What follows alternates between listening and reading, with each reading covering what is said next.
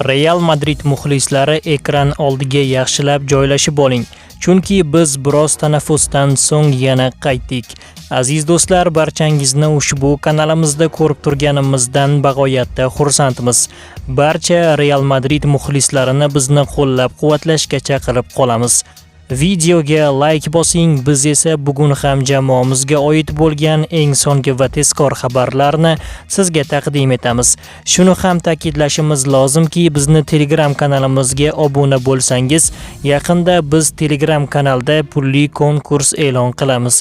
Bu yomon o'yinlar emas, shunchaki hisobni to'g'ri topasiz va pul mukofotiga ega bo'lasiz. Telegramga o'tish manzili kommentariyada. Telegramda 2000 ta obunachi yig'ilsa biz konkursni boshlaymiz. Shuning uchun albatta Telegramga obuna bo'lishni unutmang. Navbat esa yangiliklarga.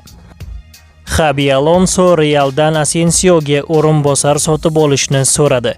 Real Madrid bosh murabbiyi Xabi Alonso klublar o'rtasidagi joriy jahon chempionatida markaziy himoyachi Raul Asensioning o'yinidan qoniqish hosil qilmadi. Bu haqida Fijais nashri xabar bermoqda.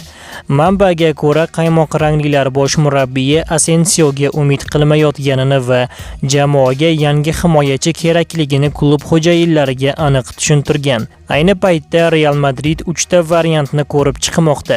Ibrahima Konate Liverpool, Piero Inkapie Bayer va Cristian Romero Tottenham. Mbappe Zalsburgga qarshi o'yinda maydonga tushishi mumkin.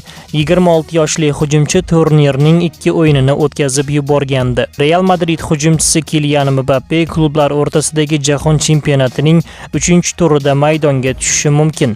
Marca nashrining xabariga ko'ra, u Zalsburgga qarshi turnirning 3-tur o'yinida maydonga tushishi kutilmoqda. Biroq futbolchi haligacha umumiy guruh mashg'ulotlariga qaytganicha yo'q. U trenerjor zalida ishlamoqda. Avvalroq Kylian Mbappe oshqozon ichak kasalligi tufayli shifoxonaga yotqizilganligi haqida xabar berilgandi. Keyinchalik Madrid klubi uning shifoxonadan chiqqanini ma'lum qilgandi. Natijada forvard Al-Hilol va Pachukaga qarshi o'yinlarni o'tkazib yuborgandi.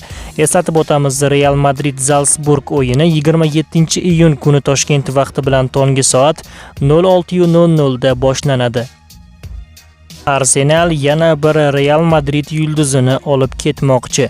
Angliya Premier Ligasi g'olibligi uchun kurashishni maqsad qilgan Arsenal tarkibini sezilarli darajada kuchaytirishga qaror qilgan. Jamoa bosh murabbiyi Mikel Arteta yana bir Real Madrid yarim himoyachisi Eduardo Camavinga nomzodiga qaytdi. Ispaniyalik mutaxassis fransiyalik futbolchini jamoani tark etishi kutilayotgan Thomas Parteyga o'rinbosar sifatida olib kelmoqchi. Thomas Partey 5 yil davomida kanonirlar sharafini himoya qildi va kelasi mavsum oldidan muhitni o'zgartirishga qaror qildi. Eduardo Camavinganing o'yinida pasayish kuzatilmoqda. Shu bois yarim himoyachi o'tgan mavsum davomida muxlis va mutaxassislar tanqidiga nishon bo'ldi. Transferlar bo'yicha ekspertlarning ta'kidlashicha, londonliklarga Camavingani olish oson bo'lmaydi. Real Madrid bu o'yinchisini faqatgina katta miqdordagi badal puli evaziga qo'yib yuborishi mumkinligi aytilyapti. Arsenal Rodrigoga qancha maosh taklif qilayotgani ma'lum. Real Madrid vingeri Rodrigo Arsenalning asosiy transfer maqsadi bo'lib turibdi.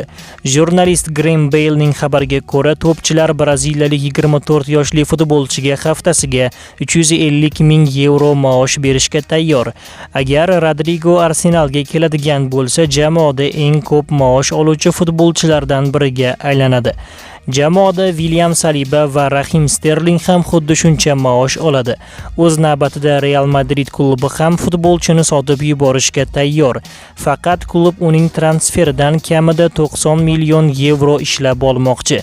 O'tgan mavsumda Rodrigo barcha musobaqalar doirasidagi 51 ta o'yinda maydonga tushib, 14 ta gol urgan va 10 ta assistni o'z hisobiga yozib qo'ygan.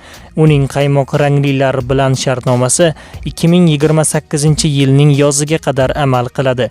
Transfer Market portali hujumchining qiymatini 90 million yevroga baholagan.